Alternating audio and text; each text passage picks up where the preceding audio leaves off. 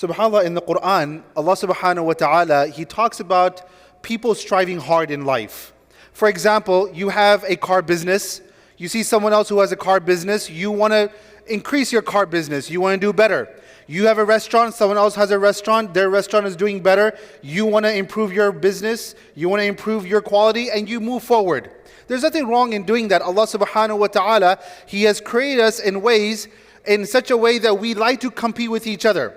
But there's one thing about when it comes to competing with each other that we have to keep in mind. But then this leads me to the next topic, which is very important.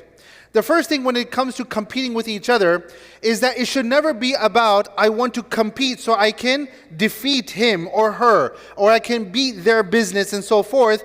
But rather, what the Quran teaches us is to learn from others, learn how much hard work they put in, and then perhaps I can put a same level of hard work into my own business, or whatever we are doing in our life. So we look at others and we aspire from that.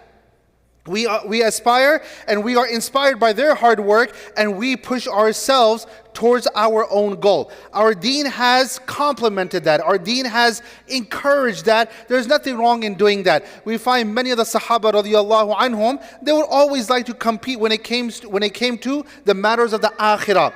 When it came to the matter of, for example, Umar radiallahu ta'ala an, when he saw Abu Bakr radiallahu anhu going, and can someone take care of that children? They're just running around a lot. So what happened, what we find from Umar ibn Khattab radiallahu anhu is, he went and he was trying to compare, and he was trying to, this is getting really disturbing, someone please. So Umar ibn Khattab radiallahu anhu, he's trying to compete with Abu Bakr radiallahu anhu. There's nothing wrong in doing that.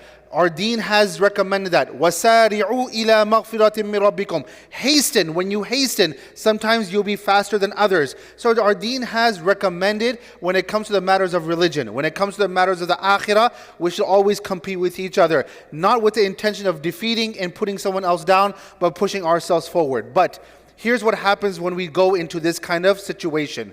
We start to compare. We start to compare ourselves to others. Now, every single family is different. And I always say this. In our family, in a person's family, you may have 2-3 children. Another person's family, they may have 2-3 children. Some other family, they may have 4 or 5 children. Some families are going to have some issues. Some families are going to have some issues. What we need to always realize is, Allah subhanahu wa ta'ala says in the Quran, وَلَا تَتَمَنَّوْا مَا فَضَّلَ اللَّهُ بِهِ بَعْضَكُمْ عَلَى بَعْضٍ لِلرِّجَالِ نَصِيبٌ مِّمَّا اكْتَسَبُوا وَلِلنِّسَاءِ نَصِيبٌ مِّمَّا اكْتَسَبْنَ وَاسْأَلُوا اللَّهَ مِنْ فَضْلِهِ. So Allah subhanahu wa ta'ala, He begins the ayah by saying that do not compare, do not wish whatever Allah has given to some and whatever Allah has given to others and what Allah has given you. لا تتمنوا به ما فضل الله به بعضكم على بعض.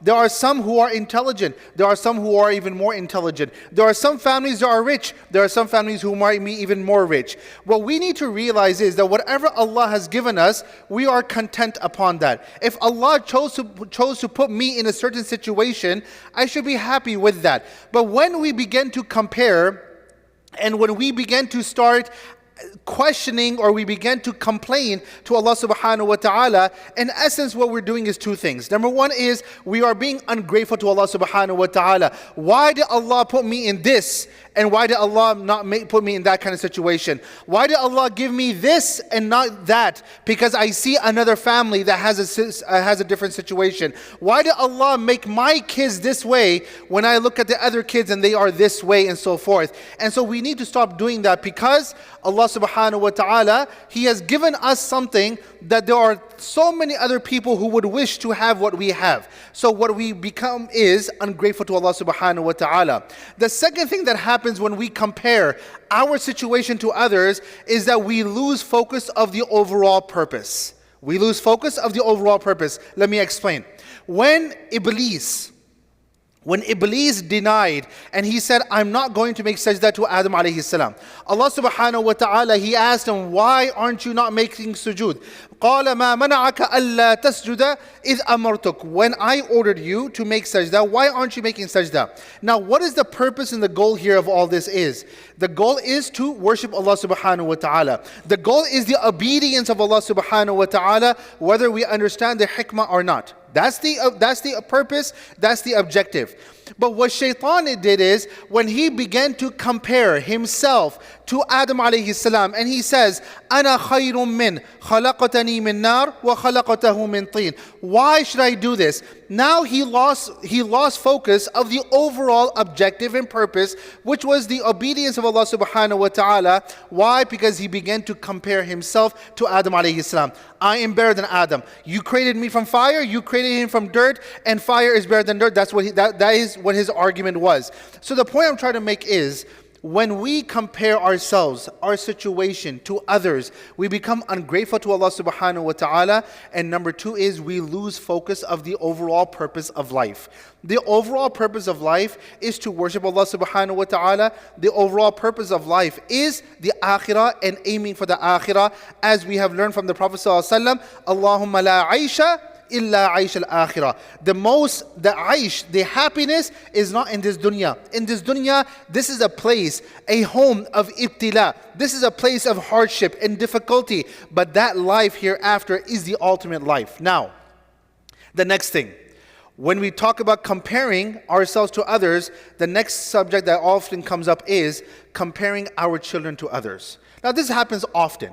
You know, I grew up in a Desi family. Is very common, okay? So let's not try to pretend that, what is he talking about, okay?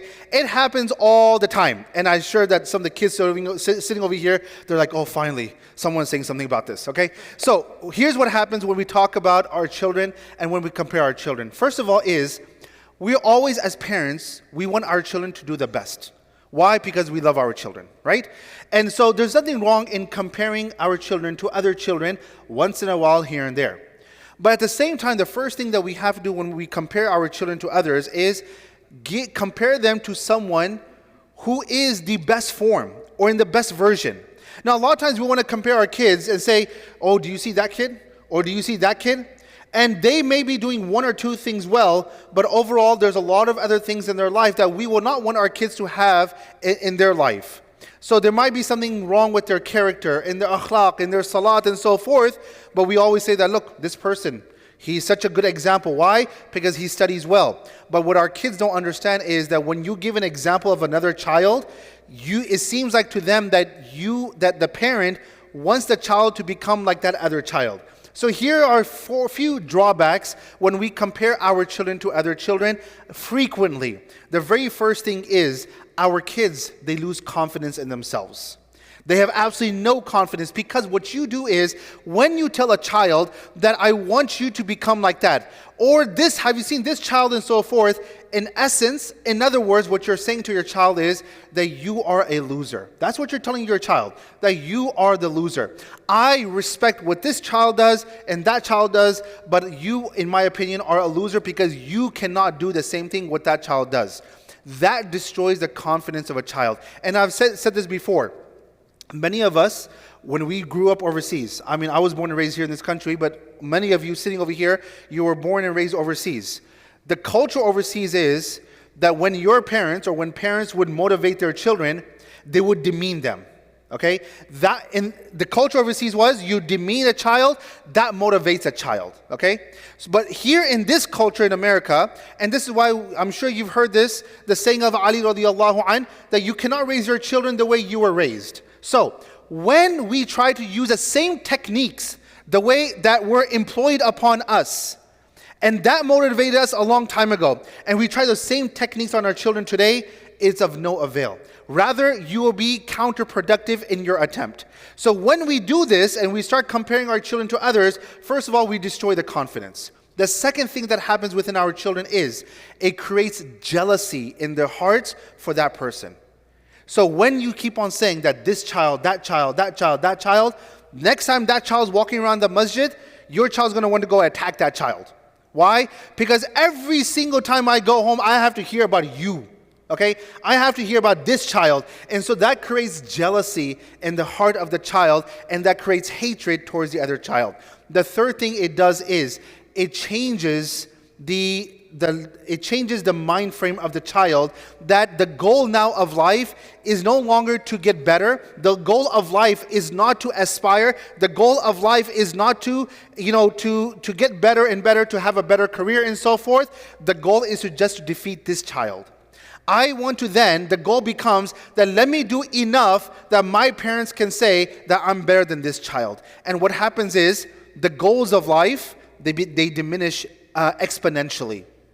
What that child could achieve in life, now you have minimized their potential for the future. Now for the future, their goal is just to overcome that one person and to defeat that one person. And I teach often to the youth, and I teach this to the adults also, that do not look at another person and spend your life. Yes, there might be another person who might be better than you in some areas, and you can learn from their hard work, and you can be motivated. But if we spend our life trying to do what? To defeat one person or few people in our life, wallahi, we're doing ourselves a disservice.